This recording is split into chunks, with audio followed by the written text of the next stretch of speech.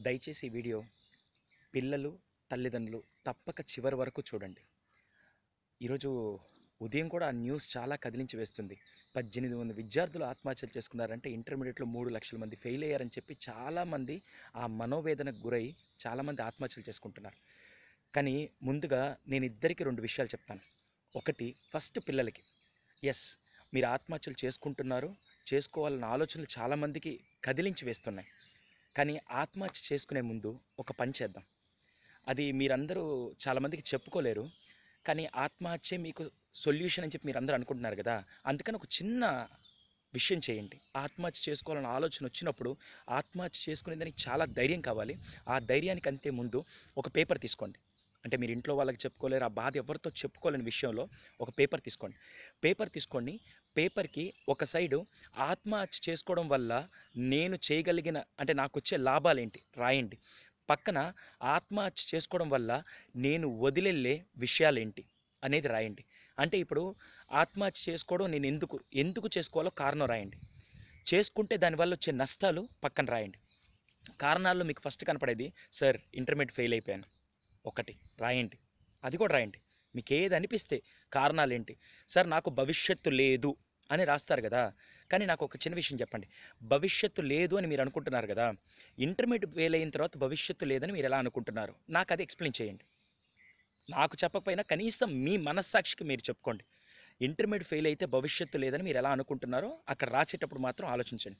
Intermediate fail అయ్యారని రాశారు కదా! దాన్ని నేను ఒప్పుకుంటాను. పక్కన పెట్టండి.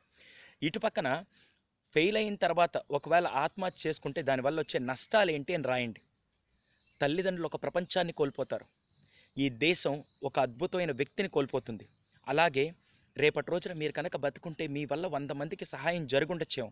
ఒక మదర్ తెరీసా అవ్వచ్చు, లేకుంటే అబ్దుల్ కలాం అవ్వచ్చు, ఎన్నో లాభాలు జరగొచ్చేమో కూడా రాయండి. అలా మీరు లిస్ట్ చేసుకుంటే మీరు చనిపోవడానికి కేవలం ఒక్క కారణం కనపడుతుంటే చనిపోవడం వల్ల జరిగే నష్టాలు ఎక్కువగా ఉంటాయి. దాని తర్వాత కింద రాయండి. ఏమనంటే, ఒకవేళ నేను చావకుండా బతికుంటే నా లైఫ్‌లో జరిగే విషయాలేంటని చెప్పి రాయండి. దానివల్ల మీరు కొన్ని విషయాలు ఇంకా నేర్చుకుంటారు. దీంట్లో ఏం కన్ఫ్యూజన్ లేదండి. చాలా క్లియర్‌గా నేను చెప్తున్నాను.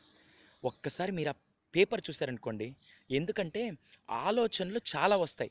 కానీ పేపర్‌లో రాసినప్పుడు అసలు నిజాలు మీకు తెలుస్తాయి. ఎవరో వచ్చి మీకు చెప్పడం కాదు, ఫస్ట్ మీకు అర్థమవుతుంది. సూసైడ్ చేసుకోవాలన్న ప్రతి ఒక్కరూ ఫస్ట్ ఇది చూడండి.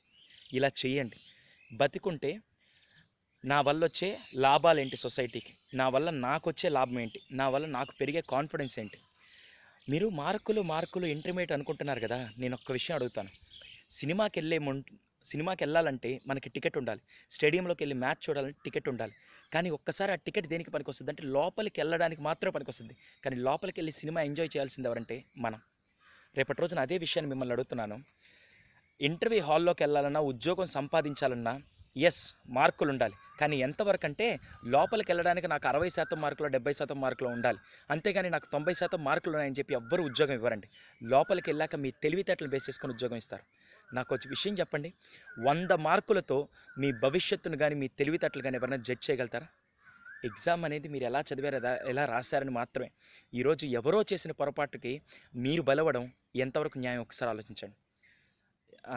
18 ఏళ్ళు ప్రేమగా పెంచుకున్న కొడుకు కానీ కూతురు కానీ ఒక్కసారి చనిపోతే మీకు అనిపిస్తుంది, ఏముంది సార్ అయిపోయింది, నా లైఫ్ అయిపోయిందని. కానీ మీరు ఎలాంటి విషాదాన్ని వదిలేళ్తున్నాను. ఈరోజు ఒక ఆత్మహత్య అంటే కేవలం ఆత్మహత్య కాదండి, ఒక కుటుంబం అంతా రోడ్డు మీదకి పడడం, ఈ భారతదేశం ఒక అద్భుతమైన వ్యక్తిని కోల్పోవడం. అర్థమైందా? సో తల్లిదండ్రులకు ఒక చిన్న మనవి, పిల్లలకి ఈ టైంలో ఓదార్పుతో పాటు ఆ మనోవేదన తట్టుకునే కాన్ఫిడెన్స్ని మీరు ఇవ్వండి. రా ఫెయిల్ అయ్యావు, ఓకే నేను యాక్సెప్ట్ చేస్తాను. ఇప్పుడు నెక్స్ట్ ఏంటి, ఎలా చేద్దాం, దీన్ని ఓవర్కమ్ చేయాలంటే ఇదే కాదు, రేపటి రోజున ఏ ఫెయిల్యూర్ వచ్చినా ఎలా ఓవర్కమ్ చేయాలో మన ఇద్దరం డిస్కస్ చేద్దాం. అప్పుడు నీ కాన్ఫిడెన్స్కి నేను ఒక సపోర్ట్గా ఉంటానని చెప్పి ఆ తల్లిదండ్రులు ఇచ్చే సపోర్ట్ చాలా ముఖ్యం. ఈ రోజు నుంచి ఫస్ట్ తల్లిదండ్రులు మీరు ఆల్రెడీ బాగా సపోర్ట్ చేస్తున్నారు, I really appreciate it. At the same time ఆ మనోవేదనకు వాళ్ళకు గురవ్వకుండా వాడికి భవిష్యత్తుని చాలా అద్భుతంగా చూపించండి. ఇప్పుడు నాకు భవిష్యత్తు చాలా అద్భుతంగా కనపడుతుంది అనుకోండి, ఈ బాధలన్నీ చాలా చిన్నవిగా కనపడతాయి. వాళ్ళకి ఈ బాధలు చిన్నవిగా చూపించి భవిష్యత్తును అద్భుతంగా చూపించండి. చాలా బాగుంటుందండి. నాకు ఆ 18 మంది చనిపోవడం ఒక విషాదకరం అయితే, రేపటి రోజున ఇంకొక ఆత్మహత్య జరగకుండా ఆపడం మన బాధ్యత అండి. దయచేసి అది చూడండి. Thank you. సో పేపర్ పెట్టుకొని సూసైడ్ చేసుకోవాలనుకున్నప్పుడల్లా ఈ ఒక్క విషయం, సూసైడ్ చేసుకోవడానికి నాకు గల కారణాలు, ఒకవేళ చేసుకుంటే దానివల్ల వచ్చే విషాదాలు ఫస్ట్ది. రెండోది, సూసైడ్ చేసుకోకుండా నా భవిష్యత్తుని ఎలా డిజైన్ చేసుకోవచ్చు అని ఫస్ట్ రాయండి. అప్పుడు మీ అద్భుతమైన జీవితం మీకు కనపడుతుంది. Thank you for watching.